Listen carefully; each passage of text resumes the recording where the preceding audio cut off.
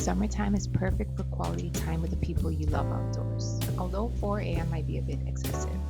I'd always wanted to go fishing in the hills, so we set our alarms and headed to Nijkerk.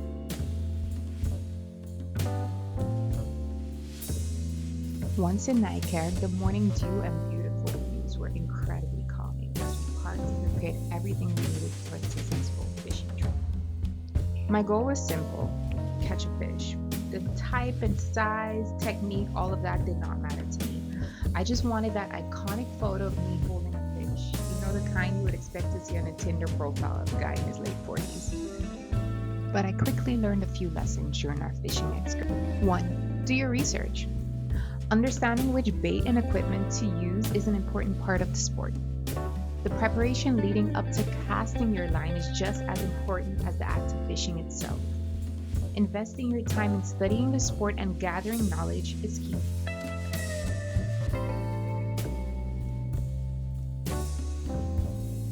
Next, the setup. Once you're equipped with everything you need for your first attempt, it is time to choose a location that suits your goals.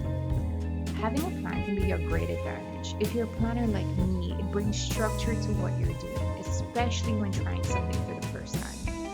Luckily, I did not have to plan every step because I did have my own personal guru with me this day.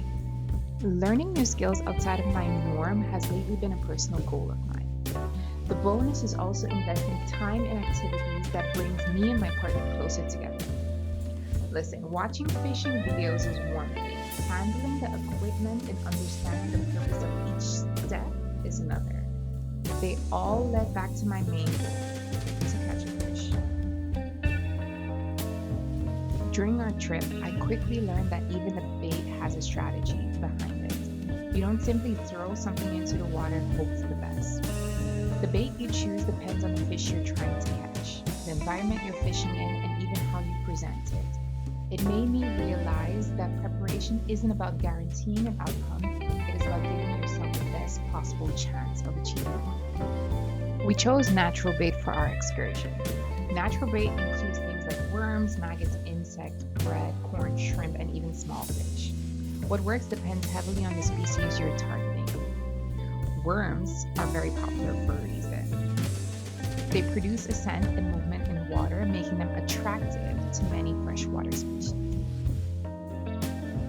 I also learned that the fishing line isn't one size fits all. Different types of line have different properties such as strength, stretch, visibility, and sensitivity. Michiel really wanted to also catch Harper this day, hence why he brought out the second line on a sensor. Which brings us to the next lesson, the waiting game. The hardest part of the excursion for me was waiting around. I became restless, anxious, and impatient while my line hung in the water. As I waited and observed, I looked over at Michiel. He radiated such a sense of calm that made me reflect on my own state. My focus was entirely on one question: when is it going to happen? And I can see that Michiel's focus was different. He was more like, look at where we are, think about the things that led up to this moment. He appreciated the calm that followed the cast of his line. Then suddenly, there's a tug on the line. Felt the excitement of possibly catching my first fish.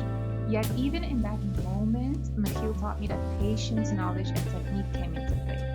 Reacting too quickly could scare the fish away or cause it to escape, while hesitating for too long could mean missing the opportunity altogether. Michiel led by example and modeled exactly what he explained in this space. And there we had it, our first fish. It's not exactly the carper we expected, but we did know that there was a chance of catching a tench in these waters. So there we have it. My goal was met and I got my iconic fish photo. For those who don't know, with recreational fishing in the Netherlands, catch and release is quite common, so we won't be taking this little guy home with us. Handling him with care and making sure he made his way back to the water safely was also part of the end goal. Now by this point I can tell, okay, I got my goal, I was checked out, I was ready to move on. So Michiel still had in mind that he wanted to get a big carper, so we moved on to a new fishing spot. But quickly, we were confronted with another lesson. What worked the first time may not always work the second time. Early in the week, McHale caught two fish at this spot, but this day it just was not working out. He caught bait, he got something on his line, but eventually it got away.